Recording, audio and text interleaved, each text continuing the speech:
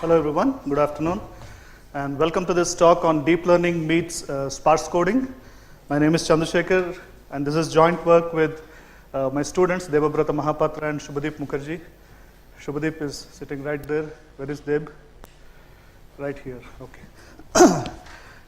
So I have my interest largely in signal processing, and then I go to all these conferences of IEEE. I go to ICASP, ISIP, the largest conference in image processing, ICASP, the largest conference in signal processing, and there was a time when everything was wavelets, and then came the compressed sensing era, then everything became sparse. That ruled for a few years, and then everything became deep. In front of all those deep posters and deep presentations, most of my research started seeming very shallow.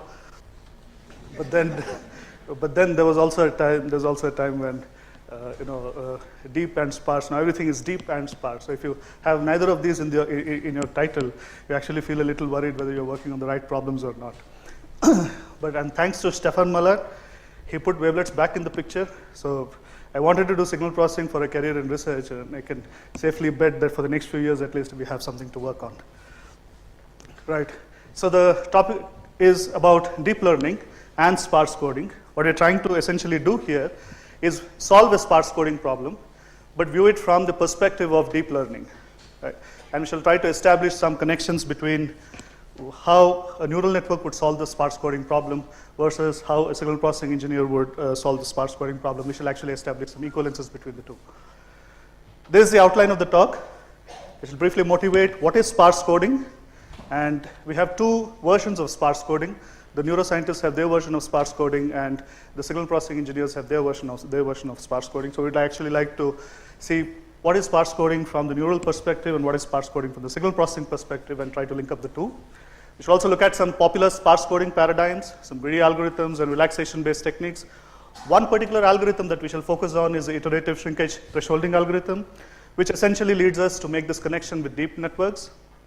In particular, specific contribution about modeling the activation function, which actually leads us to a sparse coding performance that is better than the sparse coding performance that is given by many signal processing algorithms. And some simulation results here and insights. So what is sparse coding? Let's look at the neural code from the neuroscience perspective. What do we mean by a sparse neural code? What exactly is a neural code, and why would we need a sparse neural code? Essentially, we have billions of neurons in the mammalian system, and they're all capable of producing independent electrical activity. And a neural code is essentially an activation pattern corresponding to a large population of neurons. And obviously, we need a kind of a unique mapping between the stimuli and the neural patterns that are generated as a consequence of perceiving that stimulus, so that we can have one kind of association between stimuli and responses. That's how we are able to recognize objects, or that's how we're able to recognize sounds, identify sounds, and also distinguish between objects belonging to different class. So there are largely, at a higher level, there are three coding possibilities. We could have local coding, we could have dense coding, or sparse coding. We'll see what these three types of coding paradigms are. Local coding is where we have a dedicated neuron, one for each particular item that we would like to perceive.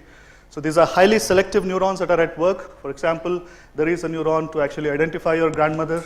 There is a neuron to identify a book, and so on. But you can see that this is not a viable model, because although this is very easy to decode, because we have dedicated neurons, one for each item, it does not generalize well, because there's only so many items that you can actually represent with this kind of a structure. But it has certain advantages. There's no unwanted interference. We have dedicated, so these are almost working with no interference between one another. But the representation capacity itself is very low. On the other hand, dense or holographic coding, it's exactly at the other extreme. In local coding, one neuron could be assumed to correspond to, or rather contribute to, the response for a particular stimulus. Dense coding is where all the neurons participate all the time.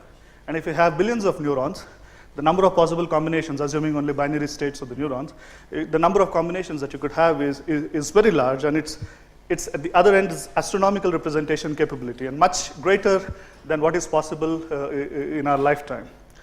There's huge amount of redundancy here. There's high scope for fault tolerance. There's a high generalization performance.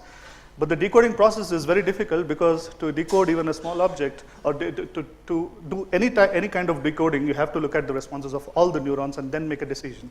So this is exactly at the other extreme, and there's no scope for superposition here because you're only decoding one pattern at a time. All the neurons are engaged in decoding that one particular pattern. And then there comes sparse coding. This is a favorable compromise between local coding and dense coding. And one of the first papers that sort of emphasized this in a fashion that is accessible to signal processing engineers with certain physiological evidences as well was a paper by Olshausen and Field in the 90s, late 90s. They actually showed that V1 could actually be employing a strategy that does sparse coding using an overcomplete basis set. Okay? And this is also possibly a ubiquitous strategy for most of the sensory mechanisms. And in the auditory context, Levicki showed that he actually introduced, he was one of the first ones to introduce the notion of efficient coding. We'd actually like to represent a particular waveform or an acoustic waveform of this type, x of t. We'd like to represent it in this form using a sparse, using a neural code where phis are the kernels, si are the weights, and tau i's are the spike positions. So you would like to identify, you would like to learn all of these given an acoustic waveform in such a way that there are as few of them as possible. So the kernels are not known. The amplitudes associated with those kernels are not known. The locations of the kernels are not known. And epsilon is just the modeling noise. Right. So this is some kind of an approach where you maximize the amount of information that you represent or maximize the amount of information that you can decode, but minimize energy and neural resources. This seems to be a viable strategy because we have limited energy, we have limited neural resources, but we're still able to, we're still efficiently decoding, we're efficient at decoding in visual tasks or auditory tasks or sensory tasks. So this could be seen as a combination of local coding plus a modest fraction of active units per pattern. It's also very efficient at learning, and we can also introduce certain amount of fault tolerance here by controlling the sparsity parameter. And sparse but distributed codes, they can actually be much more robust and much more accurate than local codes. Local codes, we have dedicated neurons, that fails and you will never be able to do that task again. On the other hand, this is actually a robust way of decoding. Also introducing certain amount of redundancy here. And the generalization capabilities as well as the representation capabilities are higher. It's not as high as the dense coding paradigm, but we don't need the dense coding paradigm anyway. And now what is sparse coding from a signal processing perspective? There's more along the lines of Olshausen and Field and Levicki et al. So consider this kind of a representation. Many signal processing students would have seen the colorful matrices like this in the compressed sensing context. So we're given a signal Y that lives in Rm and an overcomplete dictionary. This is given to us. This is M cross N. It's a fat matrix. We would like to find an S sparse vector. So only S entries of this vector X are non-zero and all the others are 0, such that Y equal to AX. So we'd like to solve this system of equations. This is an overcomplete representation, overcomplete basis here, but we would like to identify what sparse X gives actually solves this problem. Now, if you're given A and then if you know A and you're given Y and you're trying to solve for X, this is a problem of sparse coding. On the other hand, you could also view it as a problem of dictionary learning where you're given a lot of data where the task is actually to learn the overcomplete basis A. So we're essentially seeking to maximize the sparsity or minimize the number of non-zero entries. In this case, we would like it to be S. So we're essentially seeking a solution to this kind of a problem. We would like to minimize the L0 norm of X that essentially counts or rather looks at how many entries are non-zero, but still satisfy this equation Y equal to AX. So this problem can be broken down into two parts. First, you need to identify which of these are active. That is a tougher problem. But once you identify which ones are active, finding the amplitudes associated with those support elements, that's actually not so hard. If you were to attempt to solve this problem straight away, it's combinatorially hard because you'll have to search for all possible sparsity patterns. Of course, in this case, we're assuming that S is known, but in practice, even S may not be known. Okay? And the measurements are often noisy, so we will not want to actually solve this equation exactly, but you might want to actually solve a problem like that, where you minimize the difference, minimize the L2 norm difference between y and ax, and you want that to be below a certain threshold. There are certain popular sparse coding paradigms. The important ones among those are the greedy algorithms such as orthogonal matching pursuits and COSAM. They estimate the support in a greedy fashion, and then once the support is estimated, the magnitudes are estimated using least squares optimization. But we could also look at relaxation techniques, where we look at the problem. The original problem is reformulated in a slightly relaxed version, which is much easier to solve, rather relatively easier to solve, and gives you acceptable solutions. So here we're actually adding a convex or a non-convex sparsity promoting penalty. So this is the actual cost that we would like to minimize, and then we add a regularizer that encourages sparsity. So this joint cost is what would allow us to do sparsity coding. In particular, if we ensure, if we consider the regularizer where R of x is the L1 norm of x, so we're not actually looking at the L0 norm of x, we're actually looking at the amplitudes themselves and not whether they are 0 or not 0. And this leads to the lasso problem, which is least absolute shrinkage and selection operator. So if you look at it from a geometrical perspective, we have a manifold y equal to ax, more than one solution possible, but we would like to find the solution that is sparse.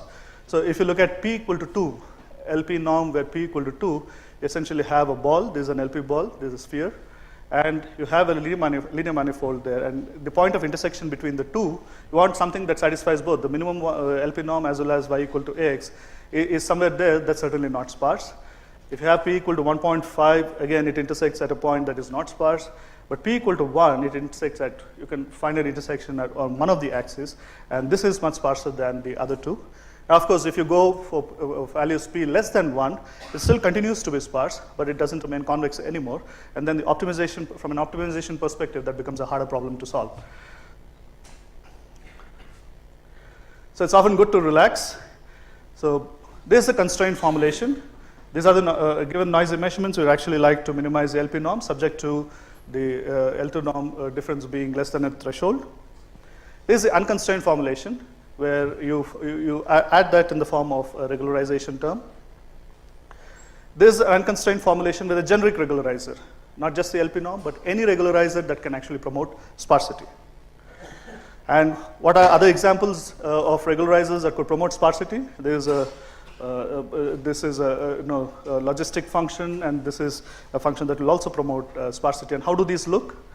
These look like this. The first one, this is a logistic function for different values of delta, and this is the second example for different values of alpha.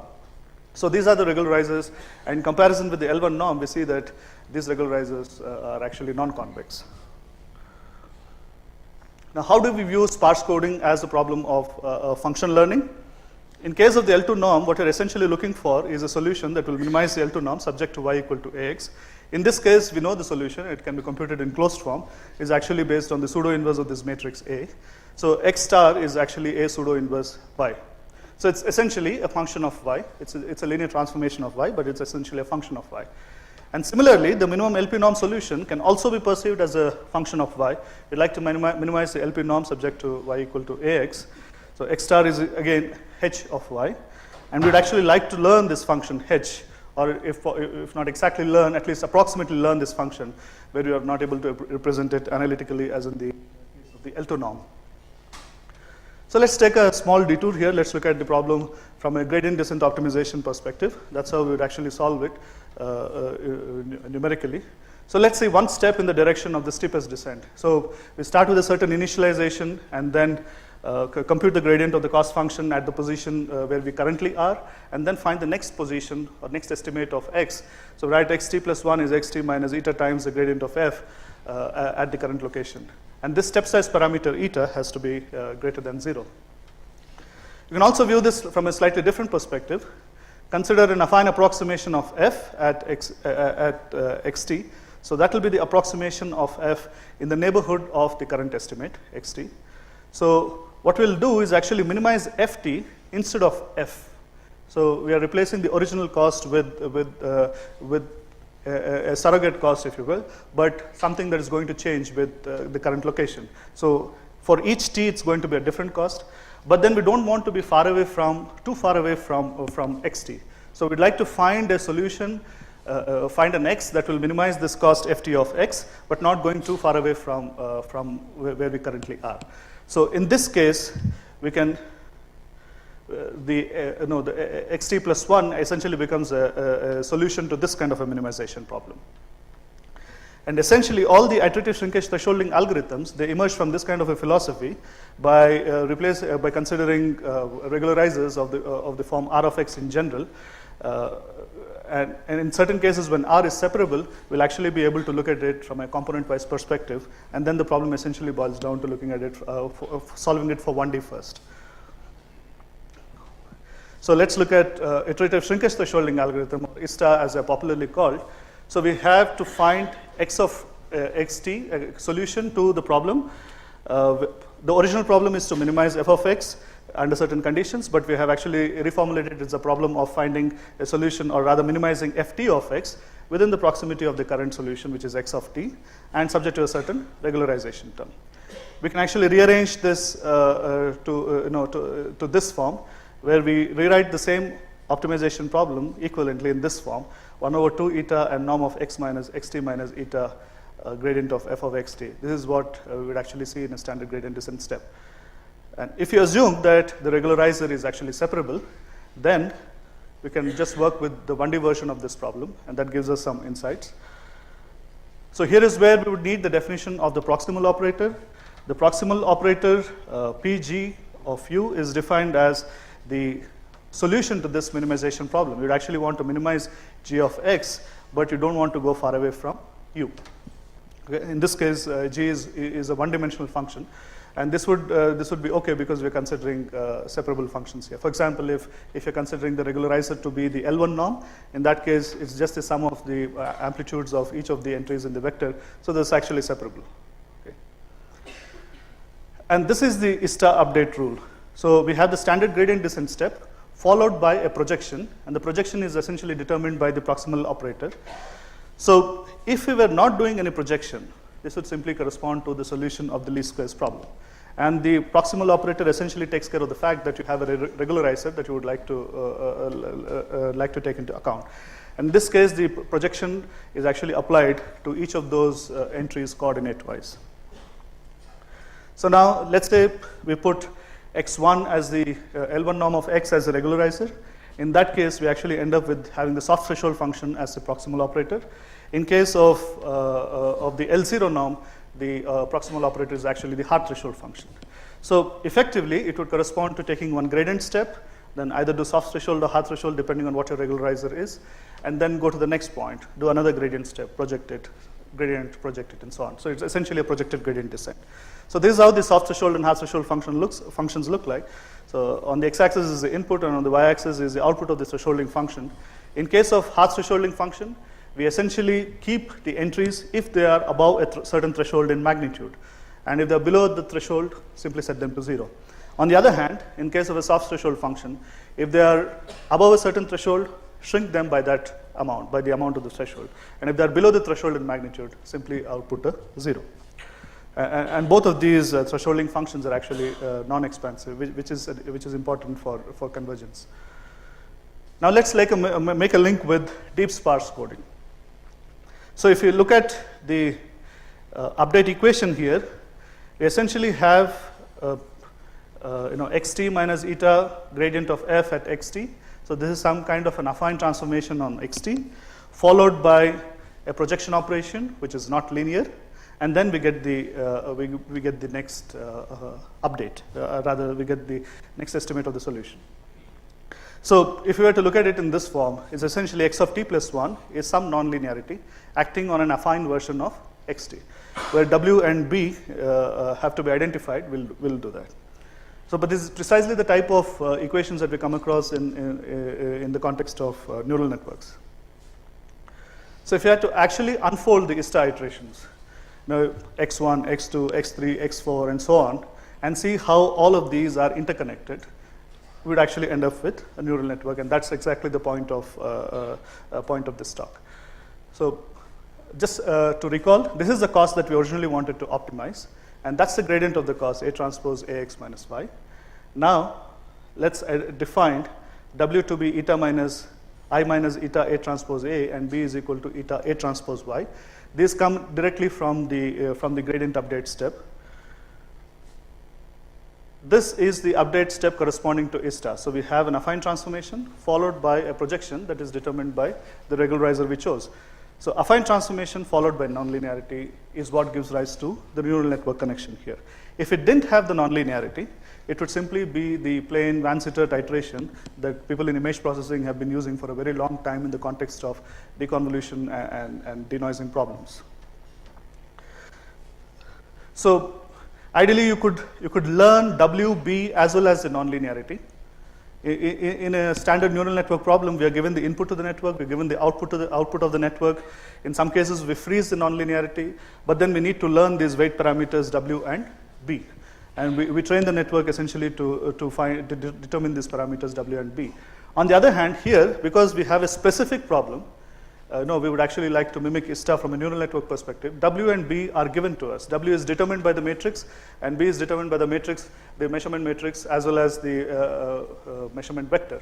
So W and B are frozen. So in general, we have flexibility in learning W, B, as well as the activation function. But for the problem of sparse coding, W and B are fixed. So the only flexibility that we actually have is in trying to learn the shrinkage function or the nonlinear activation function. What we propose to do is actually model the activation function in this fashion. We'd actually like to model them as linear combinations of derivatives of Gaussians. So for k equal to 1, it's just a straight line. So it's not a saturating nonlinearity at all. And for k equal to 2 is actually the first derivative of the Gaussian. For k equal to 2, the higher derivative, and so on. So essentially, we are modeling the thresholding function as a linear combination of a straight line, the first derivative of the Gaussian, the second derivative of the Gaussian, and so on.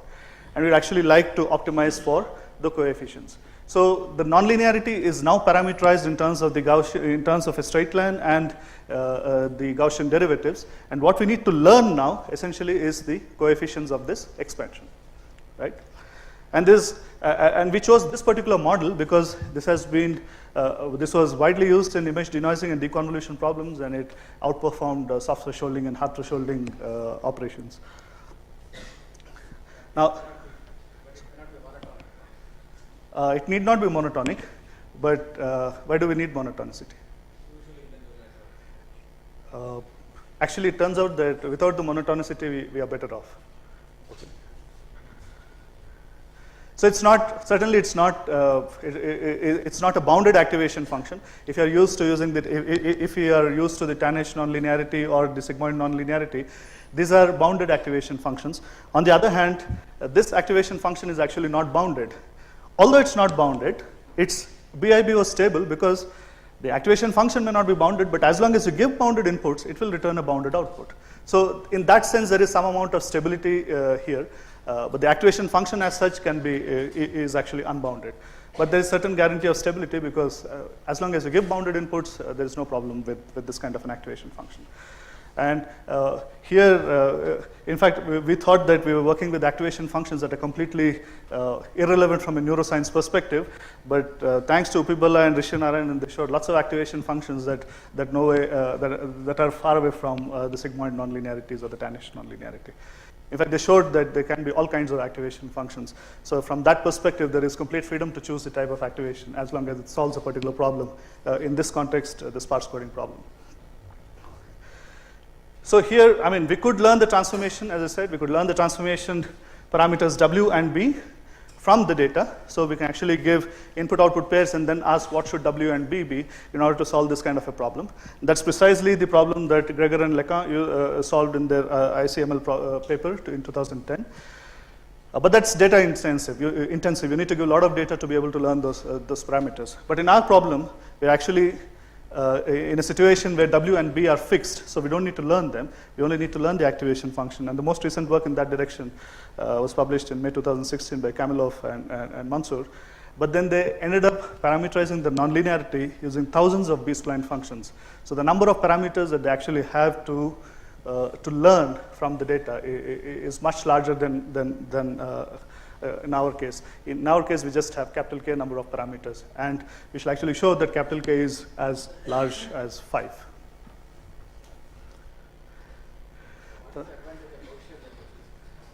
Okay. So to start with, we would actually want to be as close as possible to the soft threshold, because we know that that is a thresholding function that seems to work. And to start with, we need something that can approximately represent a soft threshold, and this actually does. So if we unfold the iterations of ISTA and view it as a neural network, this is what we have. We have x0 going through W transformation, and then the bias B gets added. That results in x1, and then it goes through the nonlinear activation function, resulting in x1 tilde, resulting in x1 after the nonlinear activation function. We'll come to what these red curves are. They're actually the regularizers corresponding to this activation function. And then again, W, it's the same weight matrix again and again, right? So in a neural network paradigm, you would actually want to learn the different weights from one layer to the next, but it's the same weight matrix from one layer to the next. It's the same bias parameter from one layer to the next. What's changing is just the nonlinearity. So it actually turns out that k equal to 5 is good enough to model a rich class of activation functions. The linear activation, where you do nothing, complete, where just y equal to x, that kind of an activation is included in this by default. And what's also interesting here is that the number of parameters that you would actually have to learn is independent of the signal dimension. So that's a big plus. So no matter what the dimensionality of the problem is that you're trying to solve, the problem of learning the activation function is of a fixed cost. Now, how do the regularizers look? The induced regularizer is actually related to the inverse of the linear expansion of thresholds, but there could be problems with inversion here, because we are actually taking the linear function plus a derivative of the Gaussian, the second derivative, and so on. The derivative of the Gaussian with different parameters and so on. We might end up having a nonlinearity that's not exactly invertible. So as long as we are in a situation where the nonlinearity is invertible, there's no problem. But there can be cases where the nonlinearity is not invertible. In that case, we'll see how to define the inverse. So just to come to your point, you can actually have thresholding functions that are not monotonic like that. There could be a parameter choice for which it's not monotonic. In that context, we actually define,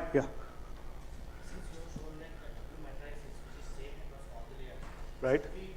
We say that the W matrices are shared across all the layers, just like matrix W matrix is shared across the feature maps in W. Sad? What did you say? Shared. Okay, right. It's the same. It's the same. Yeah, they're all shared across all the layers. Yes, or that tied, or whatever the terminology is. Yes. So tied. No, it's the parameters that are tied. The neural networks are fine. So sorry. Right.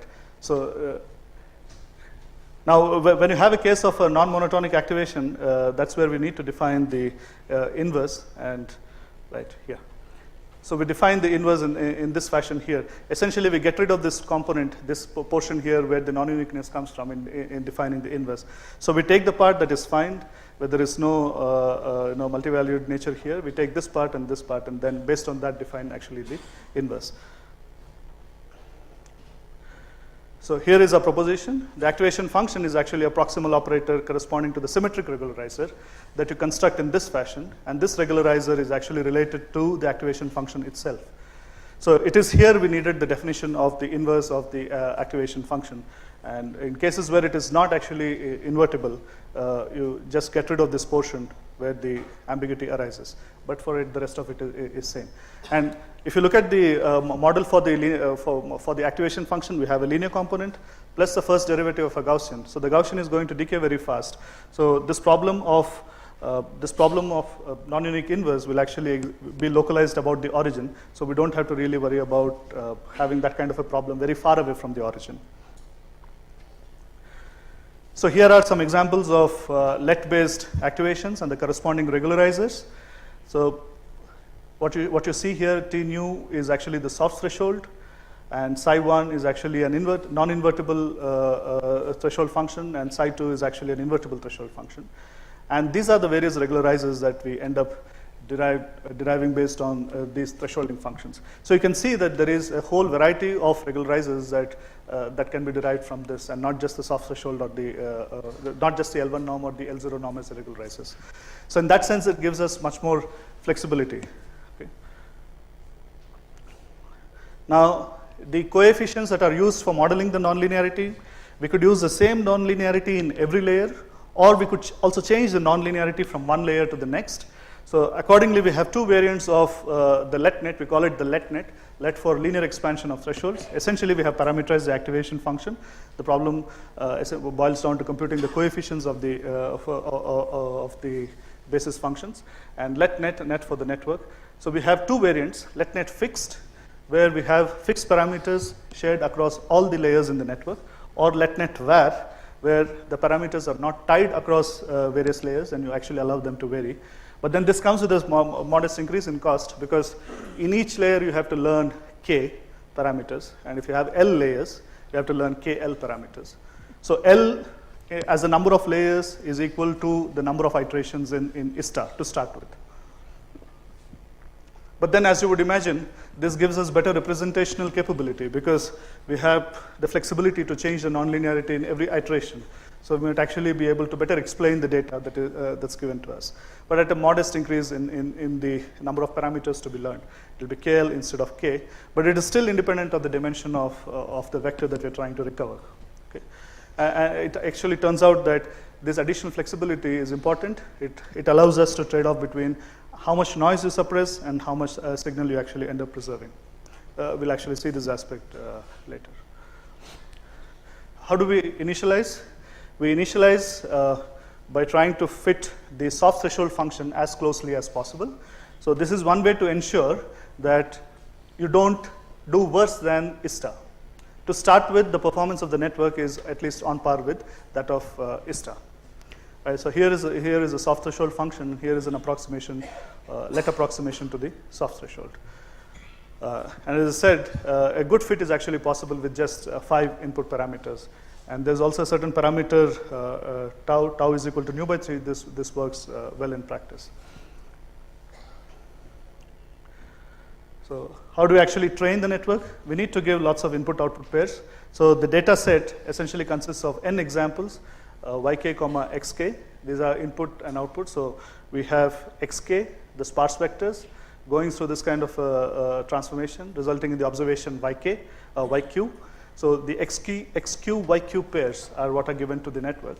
So what we would want the network to do is at the end of at the output of the last layer, we want, rather the output of the last layer, we want it to equal to the ground truth xq. So the output of the last layer, xlq, yq, and the parameters that we are learning are c. These are the parameters of the activation in each layer. This is the output of the network, and that is the actual ground truth that we want. We want the difference between these two to be minimized. And this goes over all the training samples. Okay. We actually use a second order optimization technique to minimize this objective function. So this is a quadratic approximation to this cost in the ith training epoch. So in the ith training epoch, the cost function is written as ji ci plus delta c. We actually want to find this delta c. That is where j of ci currently is. And then there's the gradient term, and that's the Hessian term. Okay. So this is just a quadratic approximation to the cost in the ith training epoch. And then we compute the optimal direction delta c. This is the next direction for the parameters. Remember, we have the input-output pairs, which are essentially the vectors, and we would like to find the parameters of the activation function.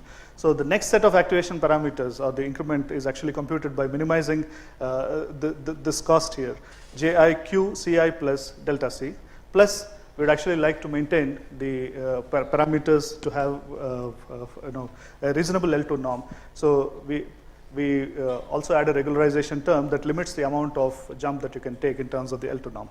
And then the ci plus 1, the next set of parameters are updated as ci plus delta c star. Now we need 2 ingredients for conjugate gradient. We need to be able to compute the gradient at every stage, and the Hessian vector product, which is essentially the second derivative of the cost with respect to those parameters. It actually turns out that we don't need to explicitly compute the Hessian. All we need to compute is the action of the Hessian on the vector. We don't need the Hessian computation directly. We will not go through these equations, but essentially it is the backpropagation algorithm for computing the gradient and the Hessian vector product. So we are now training a neural network with sparse vectors at the output and the observations at the input and trying to tune the parameters of the activation function.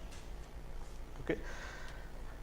And when it comes to backpropagation for computing the Hessian vector product, as I said, we actually don't need to compute the Hessian directly. We need to be able to compute the action of the Hessian on a given vector. And this can be done efficiently by invoking the directional derivative operator.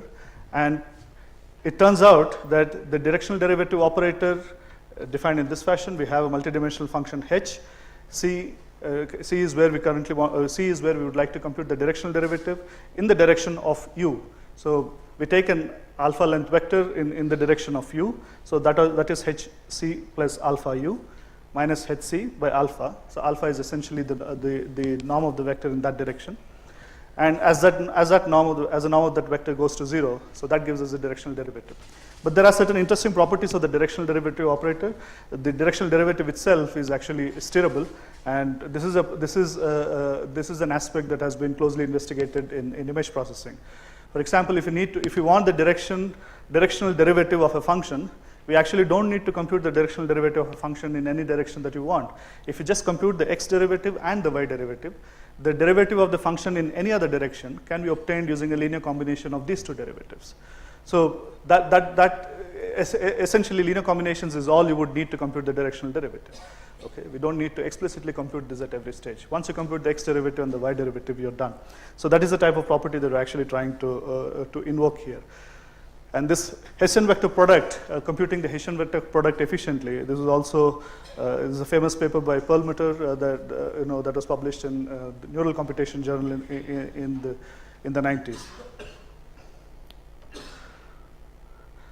But the steerability property of the directional derivative has been extensively investigated in image processing, and early papers go back to the 80s actually, where Freeman and Adelson first published their paper on design and use of steerable filters. So just to go over the experimental details, this is how we generated the data. We took 256 dimensional vectors, and m is 0.7 times n, the ceiling of that. The matrix is completely random with zero mean and variance 1 over m. We now have to simulate sparse vectors, so we need to know simulate the support as well as the amplitudes. So for simulating the support, we chose the Bernoulli distribution with a certain parameter rho. Now we'll actually see the effect of rho on sparsity. Smaller the value of rho, sparser is the vector. And the magnitudes themselves, once we fix the support, once we draw the support from the Bernoulli distribution, the amplitudes are chosen from a Gaussian distribution, 0, 1. And lambda is actually chosen optimally using cross-validation. We use 100 examples for training and 100 examples for testing and average the performance over 10 independent trials. And this is the performance of LetNet-VAR. LetNet-VAR, where we have untied the parameters across the layers. So I'm showing you several algorithms here. ISTA, the iterative shrinkage thresholding algorithm, then FISTA, LetNet-VAR, MMSE ISTA, that is the work of Kamilov and Mansoor, COSAMP, and IRLS, iteratively reweighted least squares technique. So I hope the colors are distinguishable. So this is a 10 dB input signal to noise ratio, and this is a 20 dB signal to noise ratio. So obviously, we need to stand out somewhere here. So this purple bar that you see, that corresponds to LetNet-VAR. And the closest to that is COSAMP for values of rho around 0.05. And the next one is about MMSE ISTA. So the top two contenders seem to be MMSE ISTA. MMSE ISTA is actually the closest to LetNet-VAR, and followed by COSAMP for small values of rho. But we need to understand the point of difference here. In some cases, MMSE ISTA and LetNet-VAR give nearly identical recovery signal to noise ratio. But MMSE ISTA has several parameters, several hundreds of parameters to train. They actually use about a few thousand parameters to train across the entire network, because they are actually parameterizing the nonlinearity using B-spline basis functions. And B-spline basis functions are compactly supported, so you need several of them to actually cover a large input dynamic range. And it is difficult to predict a priori what input dynamic range you need to cover, because the input dynamic range can actually change from layer to layer. There are lots of transformations and nonlinearities that the data is going through, so we actually need to cover a large dynamic range, which is very efficiently done using the LET. So if you look at and some observations here, LetNet where with about 100 layers, this performs 3 to 4 dB better than ISTA. ISTA is more or less the state-of-the-art algorithm for doing sparse coding. We started with an approximation of the activation function to the soft threshold, which is what is used in ISTA. So in that sense, we ensured that to begin with, we are on par with ISTA, and then we improve upon the performance by training to go about 3 to 4 dB better than ISTA. Actually, this gap was found to increase as the input data became more and more noisy. So for more noisy data, we actually end up getting significant improvements over ISTA. And this is a similar plot, but at 20 dB signal to noise ratio. So we see that the margin is actually higher in case of the low signal to noise ratio conditions. Now, how do the training and validation error vary across the training epochs? On the x-axis here is the training epochs going from 0 to 60. And in blue, you see the training error, and in green, you see the validation error. We didn't have problems with exploding or vanishing gradient because actually the activation function is not bounded. So in principle, the gradients could explode, but we didn't have a problem with that at all during training. Because what we're actually computing is we're using a second order technique for optimization and actually computing Hessian vector products without explicitly computing the Hessian. So both training error and validation error seem to decrease with epochs. Now there's also another version of ISTA, which is called FISTA, and FISTA is the fast version of ISTA, where you use a momentum factor to speed up the iterations. So you get more or less the same solution as ISTA, or sometimes a same solution as ISTA, but converge there faster. And that is based on the principle of adding a momentum factor. This was originally proposed by Nesterov in the 80s. So FISTA is essentially an accelerated version of ISTA, where you compute an intermediate term ZT plus 1, which is based on the past two estimates. So you take xt minus 1 and xt and take the linear combinations. Effectively ask what the weights of those, what the weights should be in that linear combination in order to maximize the convergence performance there, or speed up the convergence performance. And this is the optimum value of alpha t plus 1 that Nesterov proposed. So after that, it is same as ISTA. So essentially, you are computing an update that is based on a linear combination of past two estimates, and you're optimally combining them in order to speed up convergence. The standard ISTA algorithm has a linear rate of convergence, and with this kind of a momentum factor, by adding a momentum factor, you actually speed up the convergence, and this goes from linear to quadratic. So this is actually the theoretically the best possible that you can actually do with the help of a first order technique. Now the question that we wanted to ask is there a neural network that is inspired by FISTA? Can we have a neural network equivalent that is inspired by FISTA, and what type of properties would that have? So if you unfold the iterations of FISTA, just as in the case of ISTA, so this is the additional step where you take the past two iterates. Apart from that, the affine transformation and the nonlinearity, these two steps are standard.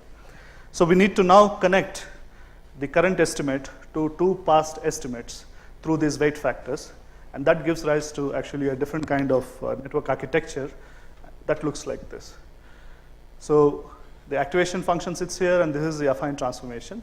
But the output in any, if you look at this equation, zt is 1 plus beta t, xt minus 1, and minus beta t, xt minus 2. So you need xt minus 1 and xt minus 2 at layer t, and that goes through an affine transformation and nonlinearity. So the affine transformations are in place, the nonlinearity is in place, and the past two values are actually taken to at any layer t, we compute z based on past two values here, going from x1 and x2.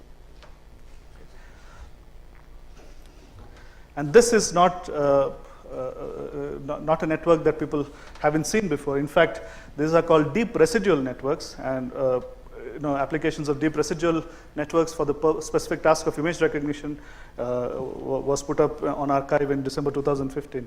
This is from the Microsoft group. So this is some kind of a second order memory that we're actually bringing into the system. So this is again like a neural network training problem where we not just look at the past layer but past two layers. And the -1 link doesn't actually do anything, it's just an identity mapping. So this does not actually increase the number of parameters that we have to learn. And it also circumvents the problem of vanishing or exploding gradient. Now, what happens to the performance of FletNet? So FletNet is the fast LetNet. So fast LetNet, or the deep residual network that is inspired by FISTA. So we are only comparing here LetNet VAR, the original neural network inspired by ISTA, with variable parameters for activation across layers. Then LetNet fixed with same parameters or parameters tied across layers, and FletNet, which is a fast LetNet inspired by FISTA. So now if you look at the performance, you see that the purple bars are always at the top. So that's the best performance that you can always get. This is at 10 dB and this is at 20 dB SNR. And LetNet VAR is much better than LetNet fixed. For example, here the recovery SNR is about 5 dB better. So LetNet VAR, allowing the activation parameters to change from one layer to the next layer, actually gives us a significant improvement in recovery signal to noise ratio. Also FletNet, this is with about 50 layers of FletNet, is almost on par with what you would get with LetNet VAR. So allowing memory in the network improves the recovery performance and actually converges much faster. It takes about half the number of iterations or half the number of layers. Yeah.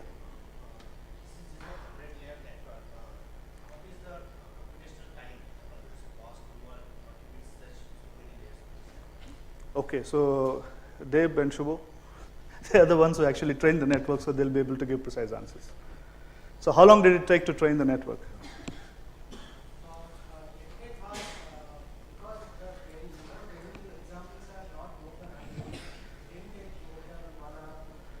Yeah, but once you train the network, recovery is straightforward. The matrices are fixed, A is fixed, essentially W and B are fixed. So once you train the network, you just give an observation and propagate through the network. Out comes the sparse code. So this is what even ISTA does or FISTA does. But we've been able to train the network and achieve performance that is much better than ISTA or FISTA. Okay. What is the number of iterations in ISTA? So the number of iterations is, yeah. So the number of iterations is equal to the depth of the network here. Here I know. Right. The original ISTA and FISTA. So no, I think we trained them to saturation. Again, Shubho would probably be able to answer. So how many iterations of ISTA or FISTA?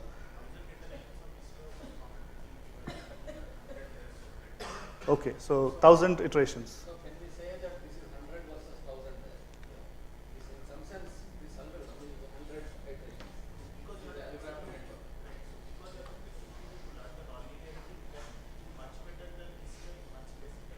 That's what. So 100 is so it's a 10x reduction. It's a 10x reduction in terms of the number of iterations, but in terms of the recovery SNR, it's about 4 to 5 dB improvement in performance. But if you also incorporate memory, which is what FISTA does, you can even reduce the depth of the network from 100 to 50.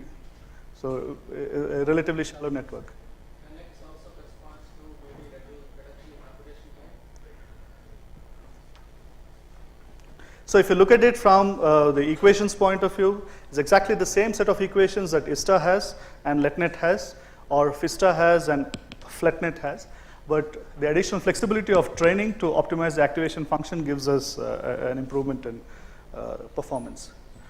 So if you now look at the training and validation errors for this fast LetNet inspired by FISTA, we see that the error in purple here, what you see here is the performance of LetNet VAR with iterations, and what you see below here is FletNet with iterations. So having memory helps, and this is an observation that many speech people have also been claiming, or rather making in the past in the context of long short-term memory networks for various speech processing tasks. So having memory in the network certainly helps. Okay. And it also learns faster. Okay. It also learns faster than having no memory in the network. But as far as the first order optimization technique is concerned, having memory more than 2 doesn't make sense. But in principle, we could actually experiment with, once we make the equivalence, we can take some liberties. We could actually train the network with a third order memory or fourth order memory and see if it actually gives us an improvement in performance. And what type of regularizers did the network learn? Are they like L1? Certainly not, because if it were like L1, then you would expect the same performance as ISTA or FISTA, but these give better performance than ISTA or FISTA, so these are certainly not the same thresholding functions that or the regularizers that the networks are learning. So you see that the networks actually learn different kinds of activation functions that look nearly linear, but all the interesting thing happens about the origin. And these are the regularizers that are learned by the network at various layers. So these are at layer 8, layer 9, 10, and so on. So you see that it's not the same regularizer, not the same activation function across layers. Sometimes I can even go really in different directions. So it's nearly quadratic, but it's close to an L1 here, or rather the modulus X function here. This goes much faster than L1 in this case, and this is nowhere near L1 or L2 penalties or any of those LP penalties. So there's complete flexibility here with the only objective of maximizing the recovery signal to noise ratio. And they're certainly not convex. Therefore, maybe the non-convexity is actually helping us do better in terms of sparse recovery performance. But this has also been observed in the use of non-convex shrinkage penalties for sparse recovery by several other authors. So the key observations from this experiment are that we can actually learn a wide variety of regularizers, and we also found that a signal that has been missed in a particular layer, it could be recovered subsequently. And what's actually happening in the initial layers, in the first few layers, is the network is actually trying to find, or rather estimate the support. Once the support is estimated, thereafter the problem is relatively simpler. So all the fight is for actually estimating the support. And this is also found to give a nice balance between preserving the signal and cancelling noise. Now, just to see whether we have accurately estimated or recovered the support or not, we defined a metric called the support recovery metric. It's essentially computing the energy of the vector over the support to the energy of the vector outside of the support.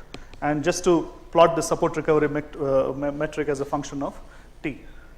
And this is what we observed. This has two plots in one. On the x-axis is the layer index or the iteration, which are equivalent from the neural network perspective. So what you see in blue is the signal to noise ratio. So we're looking at the signal to noise ratio of FletNet in comparison with that of FISTA. So if you look at the signal to noise ratio, it increases going from one layer to the next. So we just stopped with 50 layers. That's why this plot stops here. But with FISTA, we went much further, and after about 100 iterations, it nearly saturates.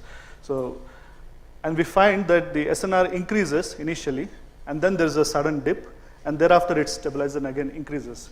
So our hypothesis is that, our hypothesis is that initially it is trying to solve the support recovery problem. Once it has solved the support recovery problem, it's actually switching over to the amplitude recovery problem. So our hypothesis is that the initial layers solve the support recovery problem, and the latter layers actually solve the amplitude recovery problem. And this is the support recovery metric in red on the right-hand side, plotted on the same scale as a function of layer index or iteration. So this is the support recovery metric for FISTA. It does a very good job of about 60 dB in about 20-30 iterations, and thereafter it nearly stabilized. Whereas this, the FletNet architecture gave us much better support recovery than FISTA. Okay. Now, comparison of testing runtimes. So how long does it take to test? So these are the different algorithms we're comparing: ISTA, FISTA, LetNet, FastLetNet, MMSE ISTA, which was published last year, COSAMP, and IRLS. Per iteration, this is the runtime in milliseconds, and number of layers or equivalent to the number of iterations for the iterative counterpart, and the total time that it takes in milliseconds. We see that the FastLetNet takes about 5.44 milliseconds for sparse recovery. These are testing times, okay? So once you train the network, how long does it take to recover a sparse vector starting with an observation? On the other hand, if you compare with ISTA, it takes about 33 milliseconds. FISTA takes about 39 milliseconds. LetNet takes about 9 milliseconds. And MMSE ISTA, which is the closest technique in the literature, similar in spirit to ours, takes about 618 milliseconds, much more than what we are doing, because this is just the testing time, but even the training times are much higher for MMS A-star because there are several parameters to learn and optimize, much more than several orders of magnitude more than what we have in our network. Again, COSAMP and IRLS take about 588 milliseconds and 263 milliseconds. So this is by far the most efficient in terms of testing time or the sparse recovery times. So just to summarize, what we essentially did as part of this work was to look at the problem of sparse coding from the neural network, from the neural coding perspective, and sparse coding from the signal processing perspective. And we tried to see if we can pose the problem of sparse coding as a function estimation problem or a function learning problem. Then we started with one of those efficient sparse coding algorithms or sparse recovery algorithms in the literature, which is the iterative Trinket thresholding algorithm. We looked at the iterations, unfolded the iterations, and when you actually unfold the iterations, it looks like a neural network is actually hidden there. And that architecture inspires our deep neural network. So this is our first tryst with deep neural networks. And Venkatesh Babu tells me that anything more than 3 layers, or even 3 is deep. Okay. Okay. So these are deeper networks. So these go up to 100 layers or 200. And we're actually learning the nonlinearities in a data-driven fashion. So the flexibility is in the modeling the nonlinearity. The measurement matrix is fixed. All the flexibility is in learning the nonlinearity. And this can be done in a data-driven fashion. You give data, and the nonlinearities can be actually learned to optimize for that particular data set. You change your data, and then you can retrain the network to maximize the performance in that. And the optimization algorithm is a second-order optimization algorithm for which we also have an efficient ingredient, which is to compute the Hessian vector product. So as a general guideline, remember, if you have to compute the Hessian or the Hessian vector product, we have to actually look at the equation and see, do you explicitly need the Hessian to compute a Hessian vector product? In most cases, it turns out that you actually don't need the Hessian explicitly. Computing the Hessian can be quite a bit of a problem. We also looked at the fast counterpart of ISTA and then found that if you want to develop a network, your neural network that mimics the FISTA algorithm, you need to incorporate memory into the network, and that makes a link with deep residual networks. And the induced regularizers are completely non-standard. We're not looking at L1 here or L0 or LP. They're completely non-standard. In fact, these are regularizers that go well beyond L1. But they give much better performance in terms of the recovery signal to noise ratio. What are the limitations? As I said, we are only learning the nonlinearities. There are other things that one would learn in a standard neural network paradigm, which is W and B. In our case, W and B are fixed. So they are actually determined by the encoding matrix A. So this is all for a fixed dictionary. On the other hand, if you have a mechanism where y equal to ax, if A is slowly changing with time, you could actually adapt A to take care of that. Several questions remain. So we're not claiming that this is the link between sparse coding the way the neural systems do it and the sparse coding the way signal processing engineers do it. These links have to be, at least, but it was an encouraging link. This link needs to be strengthened further. And we do not know what is a neural encoding matrix. It's certainly not going to be linear. So what exactly would be the A in any particular neural task? And if we could, there are neuroscience developments going on in parallel with signal processing. So if the neuroscientists see certain activation functions that a neuron or certain parts of the neuron, maybe on the dendrites, the activation functions, what would be the corresponding regularizer? The activation functions that are being discovered in the neuroscience community could actually be translated to finding better regularizers or more efficient regularizers from the signal processing perspective. That might actually enable us to give more parsimonious signal processing representations. So finally, there is hope for signal processing. We thought signal processing was dead. No. And Stefan Mahler, who better than Stefan Mahler to say that signal processing will be alive for the next several decades. He actually showed that if you know wavelets, you can actually do neural networks. So at least our lab is in good position. So welcome to DSP. So there was an era when DSP meant digital signal processing. Now with this link between deep and sparse and signals, we hope that it will be a new type of signal processing. Come to deep signal processing. So these are the student brains behind this work. Shubhadeep, my PhD student there, and Devabrata, he was my master's student, but he still continues to come and work on the papers. And they continued this collaboration. In fact, they are the ones who put the slides together. And like most advisors, I was sitting with them at 11 and finished the slide consolidation business in half an hour and came straight here. Right. And thanks to also all the members of the Spectrum Lab. There was Ajay, Satish, and Anirudh who helped me with last-minute adjustments and formatting of slides. And funding agencies, nobody funded us to do this work, but but we did it anyway. Okay, thank you.